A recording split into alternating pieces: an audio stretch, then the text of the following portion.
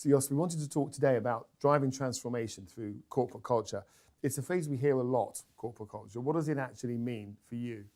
Corporate culture, in my mind, is the combination of a set of core behaviors and values that unifies a group, unifies, if you want, a group of people, whether it's a corporation, whether it's an association of people, or what have you. And so in the corporate context, it is the set of core behaviors, core values that unifies, in our particular case, the citizens, if you want, of Connect Group.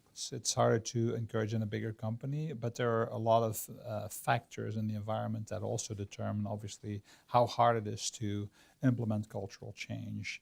And legacy of a business is one of them, right? So you may have a small company that has a certain legacy that stems from a much larger PLC background, or may have had a much larger market cap. And in this context, for instance, Connect Group is a good example.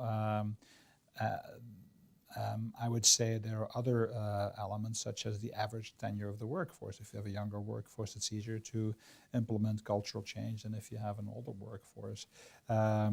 If you work in a very competitive environment where you have to show agility because of the competitive framework, where you have to be creative and you have to come up with new ideas or new products, that's an easier environment because it's much less change averse than other environments. So there are a lot of sort of dynamic aspects that surround, if you want, an organization that determine how quickly you can implement change. But as a rule, it's easier, obviously, in small organizations than in large organizations. And Jos, you have a lot of experience in evolving corporate cultures.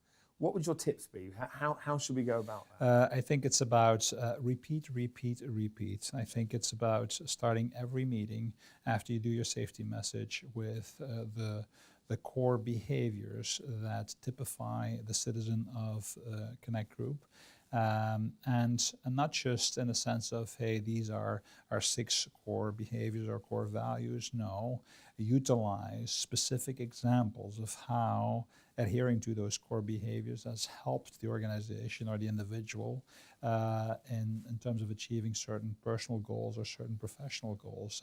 And that's the way to start, I think, every meeting. In addition to that, we have to carry the message. The leadership team has to carry the message. When we do our town halls, we have to talk about culture time and time again. I always say, if you don't get tired of hearing yourself talking about the core behaviors, you haven't spoken about them enough. It's almost a politician's life, if you want, in terms of talking about that specific topic, but it's extremely important.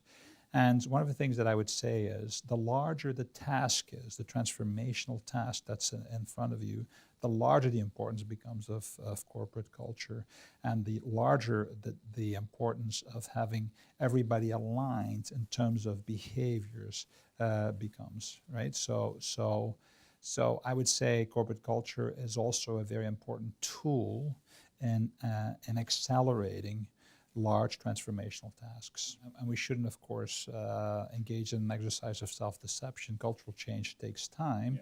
Yeah. But most certainly you accelerate the process by talking about it, and by giving specific examples, and by making it a living conversation rather than, some words on a poster, some words written on a wall. Jos, thank you very much for sharing your views. Thank you.